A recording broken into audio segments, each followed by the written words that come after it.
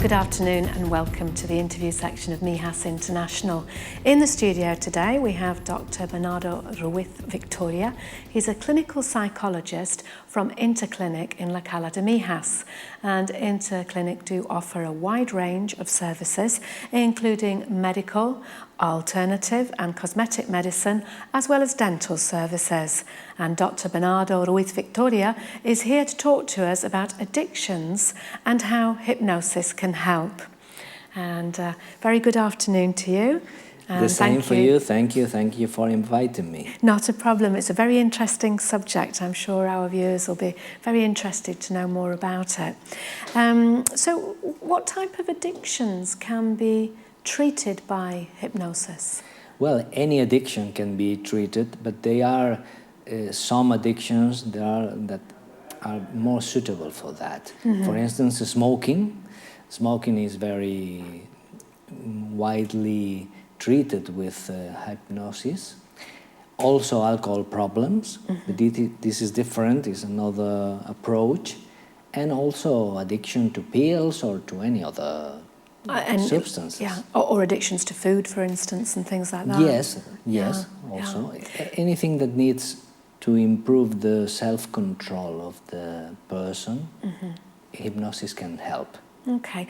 Now you specialise in hypnosis for helping to stop people from smoking. Yes. And how does this actually work? You know, from day one, when the person comes to see you? Well, first time, I have to say that if you want to be helped by hypnosis to quit smoking, first you have to really want to quit. Otherwise, no therapy will work.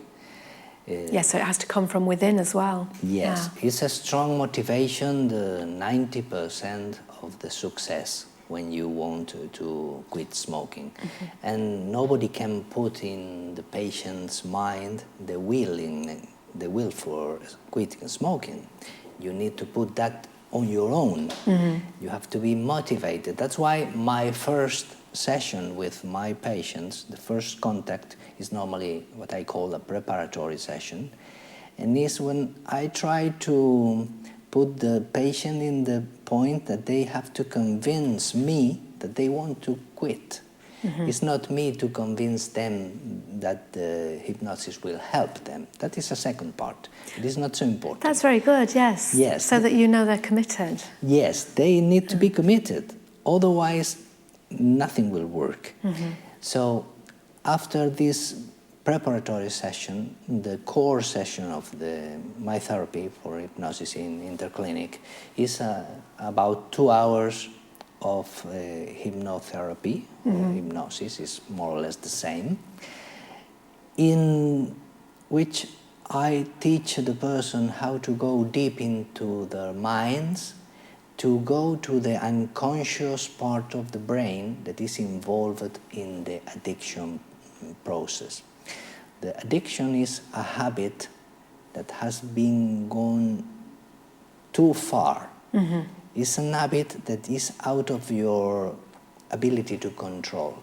You want to do it, but you cannot do it, or you feel you are not able to do it. Mm-hmm. That's why you need a help to unblock that part of your mind that are fears. You have maybe fear to gain weight, you have fear to be too anxious in many situations, you have fear to not go be to able, the dentist. Yes, going to the dentist. But I'm speaking about the fears of quitting smoking. Yeah, yeah. When you want to quit smoking, many people are afraid of gaining weight, especially women. Many people are afraid of not being able to cope with mm-hmm. the social life without smoking. Some of the people are afraid of themselves. They don't rely on their own ability to be non-smokers. And that's why hypnosis helps a lot, because we go deep into the subconscious mind of the person without any risk of harm at all, because hypnosis is completely safe. Mm-hmm. But we clean up the unconscious mind from all the things that are being triggering the desire for smoking. And that's why it's much easier to, not to stop, but to keep from smoking again. The important thing is not to stop, because as a very bad joke says, quitting smoking is very easy. I do it every day. The thing is not just quitting, is to keep yourself away from smoking, to prevent the relapse. Yes, because I know quite a few people, some have given up for 6 months, some have given up for 6 years, and they go back to it. Something, as you say, triggers it, and they go back to smoking again. Yes, well, that is something a little different, because if you stay for 6 months or for 1 year without smoking, you are really out of the problem. If you go back to it, is because the addiction is permanent in your brain. Right. Addiction is always there. So if you feed again the little monster, it will grow, and it will go again, it will take the power over you. That's why most of the people, when lights another cigarette after a few months or year, goes back to the same habit of smoking, because addiction is inside and you cannot delete that completely. What you can do, and hypnosis helps a lot with that, is to reduce the strength of that addiction and to give your voluntary mind more power to deal with the things that you fear you won't be able to. And in that way is a lot easier to stop and to stay away from smoking. So that's why what I do in Interclinic, with this 2-hour session, then I offer supportive help for my patients. I give them a recording of help session to practice at home, because hypnosis is very easy. It's just you close your eyes, you listen to my voice, I speak to you with a special tone and special words. I put some music in the background to feel comfortable and to isolate from the normal noise of the world. And you get in touch with your inner world, and you feel safe, you feel good, you feel clean, you feel stronger. And it's very easy. If you practice that every day, it's good for your health, for your well-being, even if you don't have any smoking problems. So, on average, how long would you say it takes for that person, I mean, we're talking about the majority of people, to be able to stop smoking? You know, listening to your tape, would it be like 6 months, 3 months? No, they stop the first day. But I mean, they listen to your tape, don't they, for support? Yes, the listening of the tape is to help them to stay longer. If you practice that relaxation and hypnosis training longer, it will be safer for you and easier to stay away from smoking. But the quitting process is one day, 1 second. The decision of quitting smoking is 1 second. You decide to smoke your last cigarette. What you need is the help to be able to keep yourself in that position for the rest of the day, the rest of the week, the rest of the month.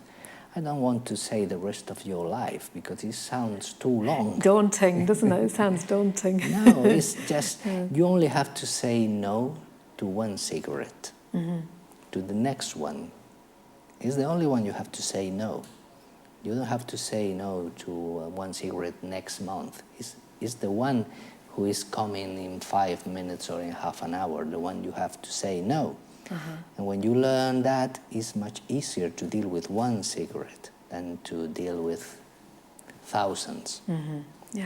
And to deal with 1 hour is easier than to deal with the rest of your life. Yeah, little by little, poco a poco. Yes, Yeah. little by little, step by step is easier. You can eat a cow little by little. You can. And I mean, you're dealing with this on a daily basis. There's obviously going to be a pattern of why people start to smoke in the first place. You know, what their reasons are. Well, the reasons maybe are different now than 20 or 30 years ago. Because maybe 20, 30 years ago, people were not so aware of the risk related with smoking than now the kids are. Now every kid knows the risks that smoking is bad. But 50 years ago, it was just the opposite.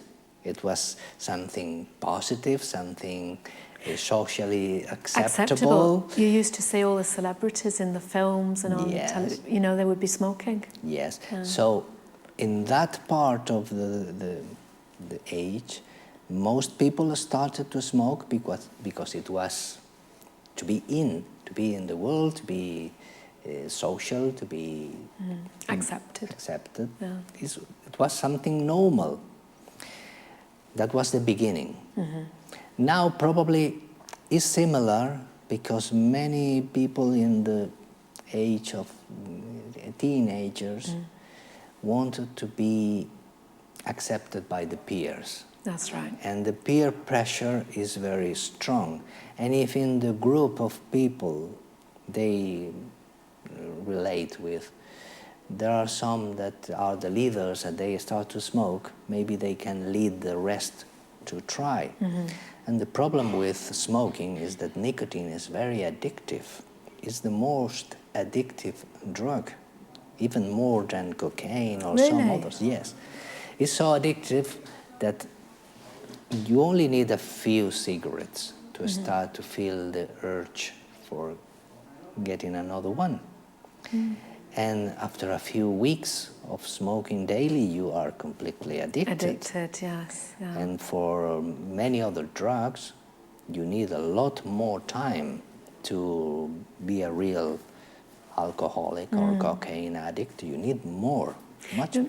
It's interesting what you say. I don't think a lot of people realise how addictive nicotine is. Yes, it is. Yeah, it's quite dangerous, really. And in fact, the cigarettes are made to increase the addictiveness of the nicotine itself. So it's made for that. I know that the producers of cigarettes don't like to hear that, but it's true. It's true. They make a product that wants to be repeated in consumption. That is, many people do that with chips, with candies, with chocolates, burgers, but they are not dangerous for your health as much as the cigarettes are. So one thing is the reasons people have to start smoking and the reasons to keep smoking when they become addicted. When you become addicted, the only reason to smoke is that you are addicted and you feel an inner urge to do it, that you feel that it's impossible to solve that urge unless you smoke. That is not true, but to understand that is not true and to remove that lie from the bottom of your brain is what you need to do therapy, and this hypnosis I do in Interclinic is very effective if you want. Yes. If you don't want, I don't mind. Yeah, you've got to want to. And I suppose a lot of people as well think of the hypnotist shows and then hypnosis and compare, and some people go, oh, well, is it safe? You know, is it something that's safe to do? It's completely safe. It's completely safe. The only risk you are in when you do a hypnosis session is to fall asleep. Oh, right. Some people would like that. Yes, many people say, I won't fall asleep, and they sometimes do. I don't intend to make the people to sleep in my session, but some people get an extra benefit of practicing relaxation or hypnosis, that is sleeping better. There is no risk at all, because even if you go to your subconscious mind, you will never do anything that is dangerous for your own body, for your own safety, or something that is against your beliefs. Your self-will, yeah. Or even your beliefs. If you are not able to steal something for someone else, you won't do it, even if you are in hypnosis. Woody Allen made a film that one person was under hypnosis and they robbed a bank. But this is a Woody Allen film. It's not the truth. So it's completely safe. There is no risk at all, especially if you go to a professional who is like myself, a certified psychologist in a place like Interclinic, that is a legalized clinic, and you have all the guarantees that there is no risk at all. Okay, that's wonderful, thank you. Now, you were saying that at the beginning that the hypnosis treatment for smoking is different to alcohol. Yes. So I presume it would take too long to explain that, and we'll have to have you back in to talk about that as well. That would be great, because for alcohol we need to do more than just hypnosis. Hypnosis is a big part of my treatment for alcohol cessation, to learn to live without drinking, but it's not enough. No. You need quite a few more things. But I'll be glad to come back to do it. That's wonderful, thank you. Now, if any of our viewers are wanting to know how to contact you, then the website comes up and they can do this by appointment. Yes, I work in Interclinic by appointment, so anyone interested, just phone Interclinic or go to the website, ask for an appointment with me, and I will do it as soon as possible. Okay, thank you very much. You're welcome. Thank you. And so yes, if you're wanting to have any hypnosis for smoking, then contact Interclinic, and the website comes up on the screen as we've been talking. That's all for this afternoon on Mijas International, and don't forget that tomorrow the Mijas Semanal free weekly newspaper is out with 8 pages of information in English, and of course lots more pages in Spanish. We've also got information for you on Mijas International Facebook, so you can keep up to date with everything that's happening in your municipality. Look forward to you tuning in tomorrow at the same time. Hasta mañana.